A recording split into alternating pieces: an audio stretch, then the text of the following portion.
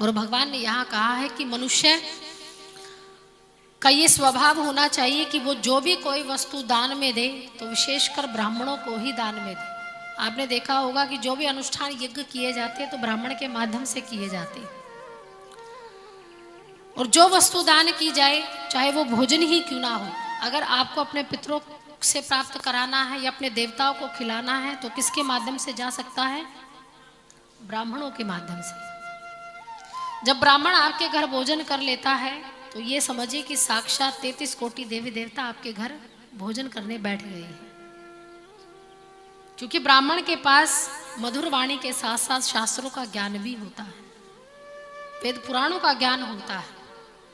और जो भगवान के सदैव समीप पर रहता है, नजदीक रहता है, और जब आप उसको भोजन कराते हैं तो भगवान का साक्षात आशीर्वाद हम सभी को प्राप्त होता है।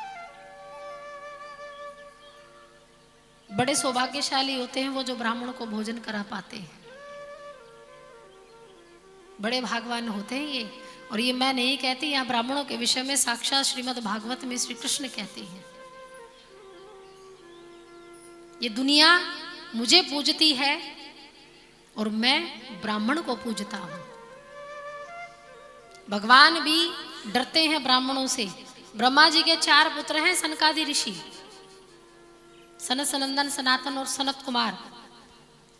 जो भगवान ने राम अवतार लिया है, कृष्ण अवतार लिया है, इन ब्राह्मणों के श्राप के कारण ही लिया है।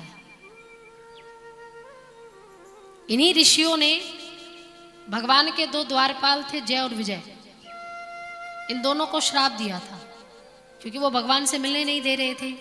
दोनों को श्राप दिया तो भगवान दौड़े दौड़े आए और भगवान ने जब क्षमा मांगी सनकादि ऋषियों से, तब सनकादि ऋषियों ने कहा कि हमने केवल इन्हीं को श्राप नहीं दिया, तुम्हें भी दिया है। जब तुम्हें पता था कि ब्राह्मण दर्शन के लिए आ रहा है तो अपने आसन से उठकर क्यों नहीं आए? ये भगवान को कहा था सनकादि ऋषियों ने कि जब आपको पता था हम द्वारे पर आए हैं तो आप भी तो क्षीर सागर से उठकर आ सकते थे हमारी आव भगत करने के लिए, हमारा सम्मान करने के लिए। आप भी उठकर नहीं आए तो इसलिए हम आपको भी श्राप देते हैं कि ये तो 3 जन्म तक असुर बनेंगे ही बनेंगे, लेकिन साथ साथ इनका उद्धार करने के लिए आपको भी मृत्यु लोक में आना पड़ेगा। 3 जन्म। पहला जन्म हुआ था हिरण्याक्ष और हिरण्यकश्यपु का। ये भगवान के परम प्रिय द्वारपाल हैं जय और विजय, जिनका उद्धार करने के लिए भगवान को हिरण्याक्ष अवतार लेना पड़ा और हिरण्यकश्यपु अवतार लेना पड़ा। दूसरा, त्रेता में रावण और कुंभकर्ण, इन दोनों का उद्धार करने के लिए भगवान को राम बनकर आना पड़ा। और तीसरा, द्वापर में शिशुपाल और दंतवक्र, और इनका उद्धार करने के लिए भगवान को कृष्ण बनकर आना पड़ा। तो ब्राह्मण कोई छोटी मोटी चीज नहीं है। और ब्राह्मण और अग्नि ये दोनों भगवान के मुखारविंद हैं। क्या है? मुखारविंद, मुख है। यज्ञ में जब स्वाहा कहा जाता है तब अग्नि का पेट भरता है, और ब्राह्मण को जब भोजन कराया जाता है तब भगवान का उदर भरता है, भगवान का पेट शांत होता है। तो कभी किसी भी कर्मकांडी ब्राह्मण से आप मिले तो मैंने एक बार बीच में ये भी कहा था कि दक्षिणा का भी उतना ही महत्व है।